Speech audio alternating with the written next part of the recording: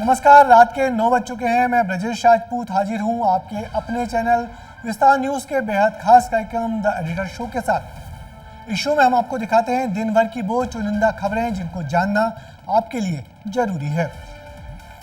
Show में सबसे पहले आपको बताएंगे कि प्रधानमंत्री नरेंद्र मोदी का चुनाव प्रचार किस तरह विरोधियों के खाने पीने तक पहुंच गया।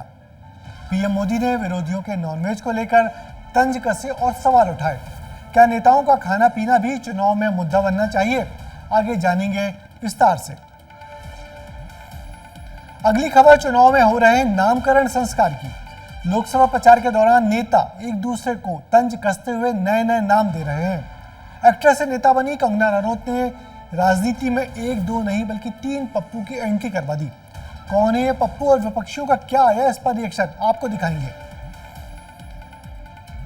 तीसरी खबर भगवा पट्टे से जुड़ी है। ये वो पट्टा है जिसको इन दिनों पहनने की चाहत विपक्षी खेमे के नेता अधिकतर रखते हैं। ये वो पट्टा है जिसको पहनकर एक दूसरे के खिलाफ चुनाव लड़ने वाले लोग भी एक साथ एक पार्टी में खड़े होकर गलबहियां करते दिखते हैं। इस पट्टे के जलवे और जलाल के बारे में विस्तार से बताएंगे। शो में चौथी खबर है केंद्रीय मंत्री रामदास अठवाले से जुड़ी। वो आज छत्तीसगढ़ पहुंचे, जहां उन्होंने छत्तीसगढ़ कांग्रेस को अपने शायराना अंदाज में बहुत कुछ रोचक संदेश दिए। क्या कुछ उन्होंने कहा वो आपको जरूर सुनना चाहिए। इसके बाद आपको बताएंगे कि चुनाव के ठीक पहले कैसे मध्य प्रदेश में नोट के बदले वोट वाली राजनीति शुरू हो गई और किस पार्टी के नेता कहां नोट ले जाते हुए गिरफ्त में आ गए हैं। एक और खबर जुड़ी है एमपी के रीवा से, जहां 6 साल का मासूम 40 फीट की गहराई में फंसा हुआ है, जिसको बचाने के लिए प्रशासन के साथ साथ दुआओं का दौर भी शुरू हो गया है। लालू यादव की बेटी मीसा यादव प्रधानमंत्री नरेंद्र मोदी को जेल भेजने की बात कर रही थी, मगर जब आज प्रधानमंत्री मोदी को मौका मिला तो उन्होंने मीसा भारती को तो व्यक्तिगत टिप्पणी पर कुछ नहीं बोला, लेकिन उनके पिता लालू प्रसाद यादव और भाई तेजस्वी यादव की नॉनवेज थाली पर सवाल उठाए और कहा कि नवरात्रि और सावन के महीने में मांसाहार खाने वाले ये लोगों को मान्यताओं को तोड़ने का काम कर रहे हैं।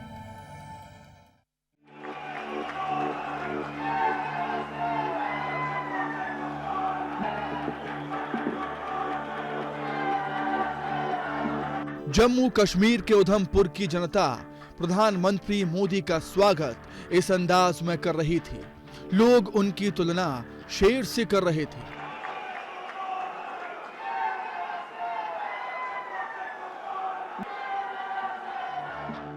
मोदी जब मंच पर आए तो उन्होंने बता दिया कि आखिर उनको जनता शेर क्यों बोलती है।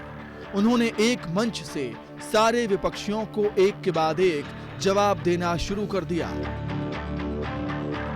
दरअसल चुनाव प्रचार के दौरान तेजस्वी यादव का मछली खाने का वीडियो सोशल मीडिया पर काफी वायरल हुआ था।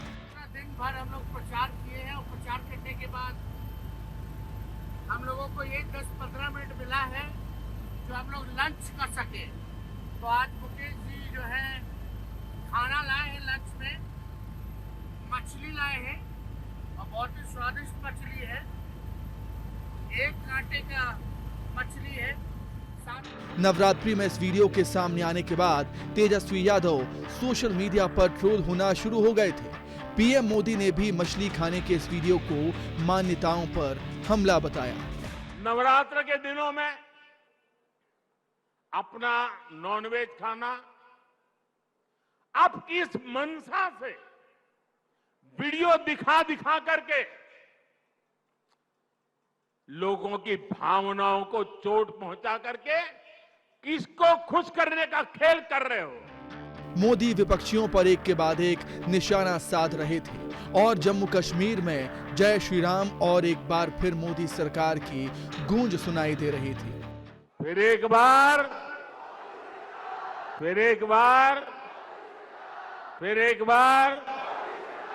भाई और बहनों जोर करने बोलो, जोर से बोलो, सारे बोलो। विपक्षी चाहे कुछ भी कहें, लेकिन मोदी उनको जवाब देना नहीं भूलते। 7 महीने पहले सावन के महीने में राहुल गांधी ने लालू यादव से मटन बनाना सीखा था। जिसका वीडियो भी शेयर किया गया था। नवरात्रि में तेजस्वी यादव के मछली खाने के बाद उन्होंने सावन में आए राहुल और लालू के वीडियो पर सवाल भी उठाए। कानून किसी को भी कुछ भी खाने से नहीं रोकता है और न ही मोदी रोकता है। सभी को स्वतंत्रता है कि जब मन करे वेज खाए या नॉन वेज खाए, लेकिन इन लोगों की मंशा दूसरी होती है। सावन के महीने में वीडियो दिखाकर वो मुगल के लोगों के जमाने की जो मानसिकता है ना, उसके द्वारा वो देश के लोगों को चिढ़ाना चाहते हैं और अपनी वोट बैंक पक्की करना चाहते हैं। पीएम को पता है कि खान पान वाले बयानों के बाद उन पर टिप्पणी भी आएगी, इसलिए उन्होंने खुद भी इस बात को जनता को बताया। उसके बाद ये लोग पूरा गोला बारूद लेकर गालियों की बौछार मुझ पर चलाएंगे, मेरे पीछे पड़ जाएंगे। लेकिन जब बात बर्दाश्त से बाहर हो जाती है तो लोकतंत्र में मेरा दायित्व बनता है मैं देश को सही चीजों का सही पहलू बताऊं और वो मेरा कर्तव्य पूरा कर रहा हूं। मोदी ना अपशब्द से डरते हैं, ना ही बड़े फैसले लेने से। उन्होंने उधमपुर की जनता को विश्वास दिलाया कि वो जम्मू कश्मीर को पूर्ण राज्य का दर्जा देंगे और वहां विधानसभा चुनाव भी होंगे। जनता भी उनकी बातों पर विश्वास करती है, इसीलिए जनता ने भी मोदी को आगे बढ़ाने का हौसला दिया।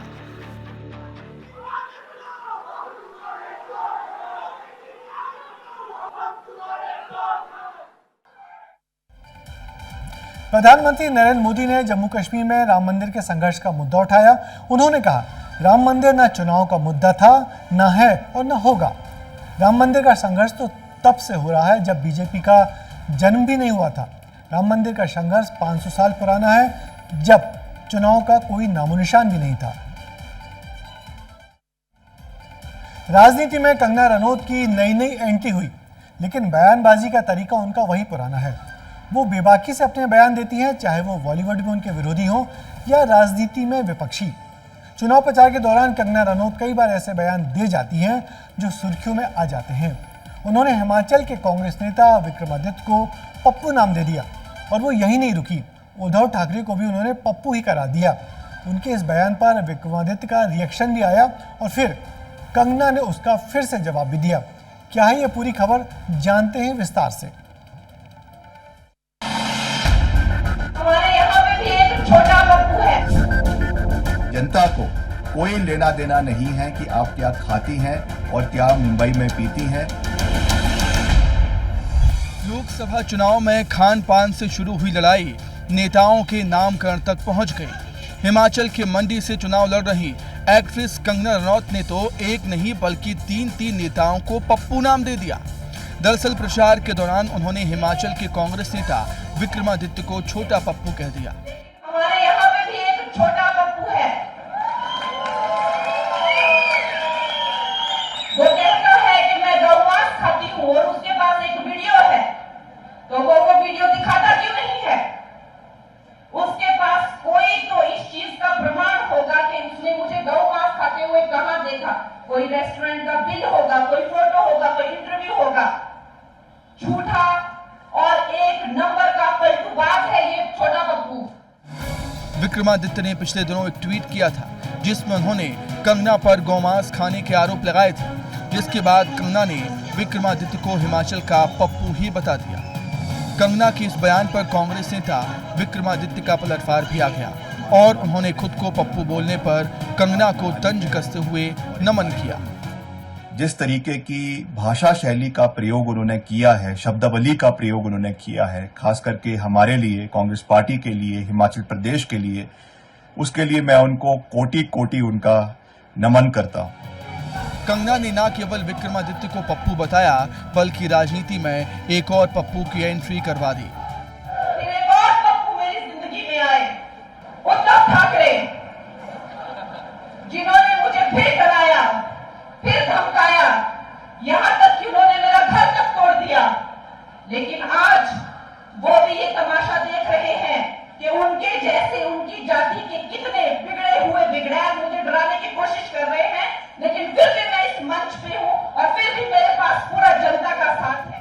बेटियों की आवाज बनने वाले इस बयान पर भी विक्रमादित्य ने कंगना को जवाब दिया। केवल महिलाओं का जो है वो बात करके जो है वो दाल गलने वाली नहीं है। हमको सबको साथ लेकर चलना है, चाहे वो महिलाएं हैं, चाहे बुजुर्ग है, चाहे कर्मचारी है, चाहे एक्स सर्विसमैन है, चाहे युवा है, हम हर वर्ग को साथ लेकर चलेंगे। चुनाव में नामकरण की राजनीति चल रही थी। बात राहुल गांधी से कंगना ने शुरू की तो स्मृति ईरानी ने राहुल गांधी को ही निकम्मा कह दिया। 15 साल निकम्मे सांसद को ढोया, जिसने काम नहीं किया, जीतने के बाद भी गायब रहा, और अब अमेठी की वफादारी पर ये तोहमत लगाते हैं। कंगना और स्मृति भले ही चुनाव में विपक्षियों को नए नए नाम दे रही हों, लेकिन इनका फायदा दोनों सीटों पर बीजेपी को कितना मिलेगा वो 4 जून को परिणाम में पता चल सकेगा। ब्यूरो रिपोर्ट, विस्तार न्यूज। कंगना रनौत को जो बोलना था बोल गई, लेकिन बाद में उन्होंने अपनी सफाई भी दी। कंगना ने कहा कि मैंने उनको छोटा पप्पू क्या बोल दिया, वो तो मुंह फुलाकर बैठ गए। मुझे कहते हैं कि मैंने अभद्र भाषा का इस्तेमाल किया। अरे राजा बाबू, छोटा पप्पू तो ये तो बहुत ही प्यारा शब्द है जिन्हें हम छोटे छोटे बच्चों को भी यही कहकर बुलाते हैं। कंगना भले ही अपने बयान को प्यारे शब्दों से जोड़ रही हों, लेकिन उस वक्त उनका बयान प्यार दुलार वाला नहीं बल्कि घनघोर राजनीतिक था। पिछले कुछ महीनों से रोज हम एक तस्वीर देखते हैं कि कांग्रेसी आते हैं और बीजेपी दफ्तर में भगवा पट्टा डालकर बीजेपी की सदस्यता ले लेते हैं।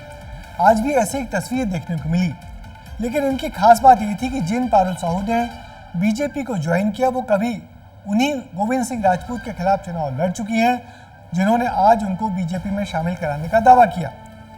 सागर जिले के दोनों नेता एक दूसरे के सामने 2 बार चुनाव लड़ चुके हैं, मगर आज भगवा पट्टा डालते ही दोनों की राजनीतिक दुश्मनी का भी द एंड हो गया।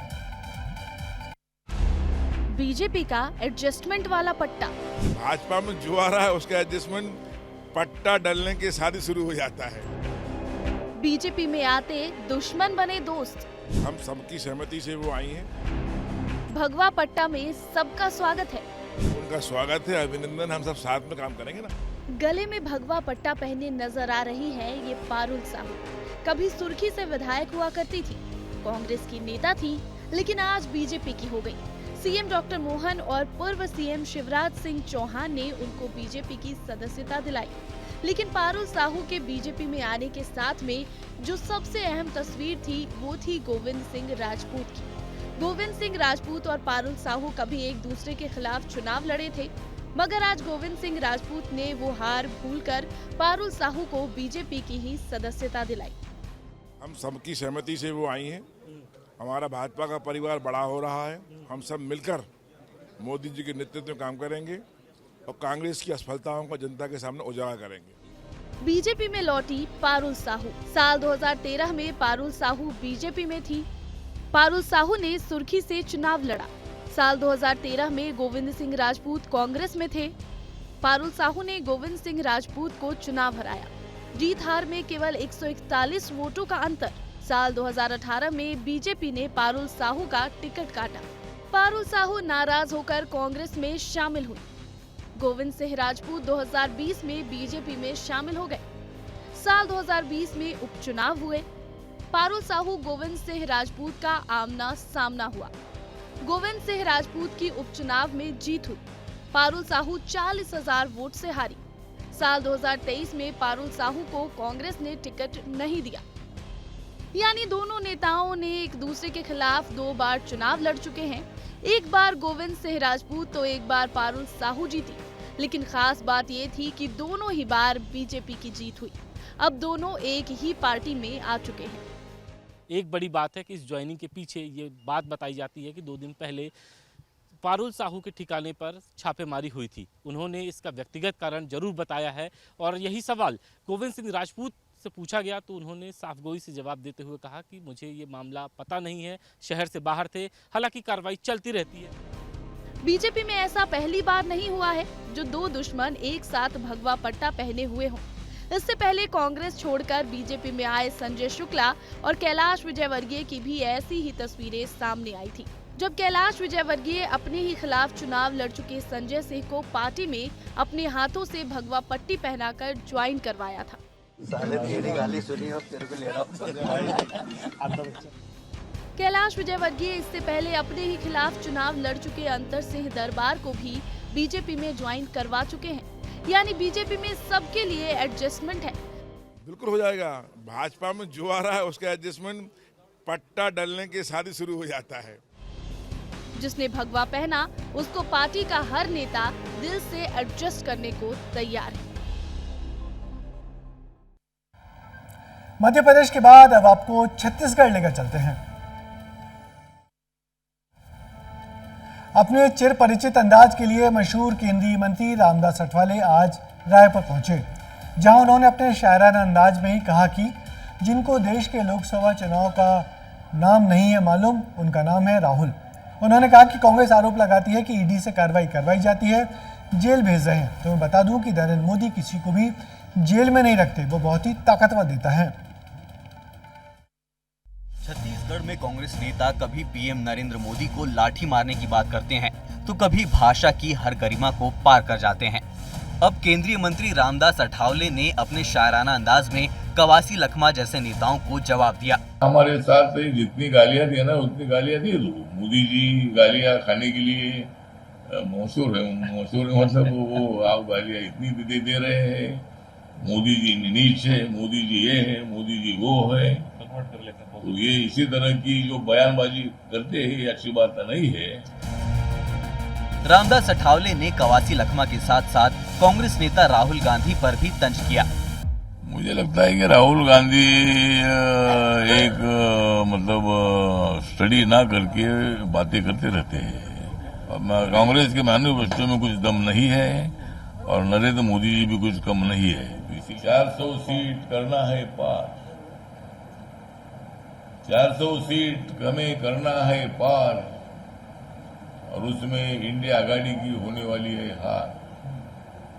गांव गांव की जाग रही है नार, गांव गांव की जाग रही है नार, फिर हम क्यों नहीं करेंगे 400 पार।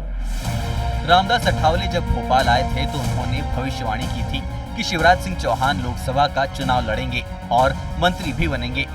उनके चुनाव लड़ने वाली भविष्यवाणी सही साबित हुई। रायपुर में उन्होंने एक और भविष्यवाणी करते हुए कहा कि साल 2029 में बीजेपी 500 पार करेगी। साउथ इंडिया में भी हमारी सीटें बढ़ेगी और इस वक्त की घोषणा हमारी है 400 पार और मोदी जी तीसरी बार प्रधानमंत्री बनेगी। तो 2029 में हमारा नारा होगा हम करेंगे 500 पार। फिलहाल बीजेपी 400 पार के लक्ष्य पर काम कर रही है, लेकिन विपक्ष है कि अपने बयानबाजी से लगातार बीजेपी को मजबूत करने का काम कर रहा है।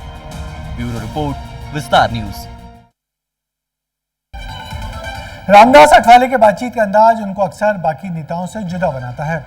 वो बड़ी बड़ी बातें शायराना अंदाज में कह जाते हैं और विपक्षी भी हंसकर उनकी बातों को टाल देते हैं। मध्य प्रदेश के छिंदवाड़ा के बीसापुर गांव में पुलिस ने चेकिंग के दौरान एक कार से 4,94,000 रुपए बरामद किए थे। कार कांग्रेस नेता की निकली, जिसके बाद से बीजेपी लगातार आरोप लगा रही कि नकुलनाथ को चुनाव जिताने के लिए कांग्रेस से पैसा लोगों के बीच में बांटने जा रही थी। बीजेपी नेताओं की मांग है कि चुनाव आयोग छिंदवाड़ा सीट को संवेदनशील सीट घोषित कर दे। गाड़ी नंबर MP04TB2064 ये उस गाड़ी का नंबर है जिसने कांग्रेस की नींद उड़ाकर रख दी है। कांग्रेस नेता गिरीश साहू की इस गाड़ी में नोट के बदले वोट इकट्ठा करने की तैयारी थी। एफएसटी टीम को छिंदवाड़ा में चेकिंग के दौरान कांग्रेसियों की गाड़ी में 5 लाख रुपए मिले। मामला कमलनाथ के गढ़ का था, तो बीजेपी ने कमलनाथ और उनके बेटे नकुलनाथ को सवालों के घेरे में लेना शुरू कर दिया। जिस ढंग से कल नोट पकड़ाए हैं, जिस ढंग से डरा रहा है, धमका रहे हैं और डर के मारे खुद भी 400 उम्मीदवार की बात कर रहे हैं, तो इसका मतलब है कि आप केवल बहाना बना करके हार से बचने का रास्ता ढूंढ रहे हो, लेकिन जनता माफ नहीं करेगी। छिंदवाड़ा की एक सीट ऐसी है जिस पर नाथ परिवार का बरसों से कब्जा है। ऐसे में कहीं ना कहीं अगर कांग्रेस या फिर नाथ परिवार किसी तरह की गलती करता है तो इसका खामियाजा उन्हें उठाना पड़ेगा। एक बात और है, अगर हम देखें पिछले चुनाव की तस्वीर क्या थी तो समझ आता है कि नकुलनाथ और भाजपा प्रत्याशी के बीच बहुत ज़्यादा जीत में अंतर नहीं था। ऐसे में भाजपा चाहेगी कि कांग्रेस गलती करे और या नाथ परिवार गलती करे और पूरा मामला उनके खाते में आ जाए। सीएम डॉक्टर मोहन यादव ही नहीं बल्कि बीजेपी के दूसरे नेता इसको नोट तंत्र बताते हुए छिंदवाड़ा को संवेदनशील इलाके में घोषित करने की मांग कर रहे हैं। भारतीय जनता पार्टी की आंधी चल रही है, मोदी जी की आंधी चल रही है और मुझे लगता है कि उनको हार बहुत साफ दिखाई दे रही है। इसीलिए उन्होंने अब नोट तंत्र का सहारा ले लिया।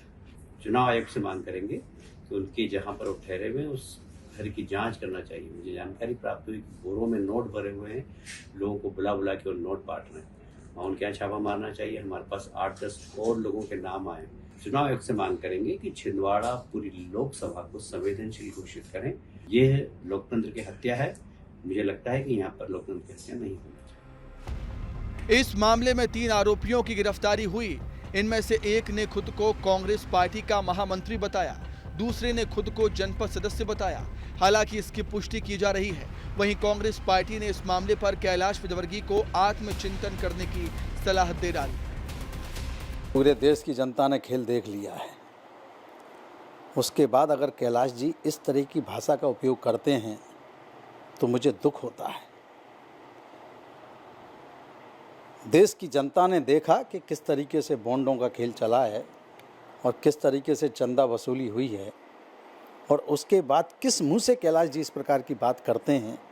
कैलाश जी बहुत सीनियर नेता हैं। मेरा सुझाव है कि वो आत्मचिंतन करें, तो आप चिंतन करने के बाद वे स्वयं की पार्टी को कोसेंगे।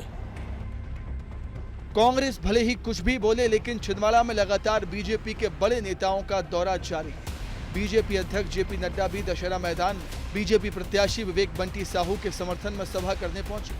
उन्होंने कहा कि मैं आप लोगों का जो उत्साह देख रहा हूं, उससे लग रहा है कि आपने छिंदवाड़ा में बदलाव का निर्णय ले लिया है।